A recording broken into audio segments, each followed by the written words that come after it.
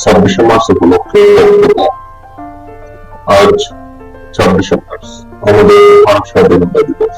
1971 সালের এই দিনে জাতির জনক বঙ্গবন্ধু শেখ মুজিবুর রহমানের আহ্বানে সাড়া দিয়ে আমরা ঝাঁপিয়ে পড়ছিলাম মুক্তির সংগ্রামে। দীর্ঘ 9 মাস রক্তক্ষয়ী যুদ্ধের পর আমরা ছিনিয়ে এনেছিলাম আমাদের স্বাধীনতা। আজকের এই দিনে আমরা বহু শ্রদ্ধার সাথে স্মরণ করি সেই সব বিশ্বদের যাদের আত্মত্যাগের বিনিময়ে আমরা পেয়েছি স্বাধীন বাংলাদেশ। স্মরণ করি সেই সব মা বোনদের যাদের সর্বোচ্চ ত্যাগের বিনিময়ে অর্জিত হয়েছে আমাদের স্বাধীনতা। স্বাধীনতা আমাদের সবচেয়ে বড় অর্জন। এই স্বাধীনতা আমাদের দিয়েছে আত্মপরিচয়, দিয়েছে বিশ্বের বুকে মাথা উঁচু করে দাঁড়ানোর সাহস। তবে স্বাধীনতার এই পথ কখনো মুশকিল ছিল না।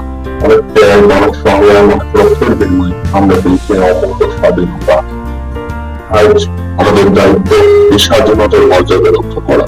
আমাদের উচিত উন্নয়নে নিজেদের নিয়োজিত করা, দেশকে একটি সমৃদ্ধশালী রাষ্ট্রে পরিণত করা। আসুন আমরা সবাই মিলে একটি সুখী, সমৃদ্ধ, শান্তিপূর্ণ বাংলাদেশ গড়ে তুলি। পরিশেষে সকলের প্রতি ধন্যবাদ জানিয়ে আমি আমার বক্তব্য এখানে শেষ করছি। ধন্যবাদ সকলকে।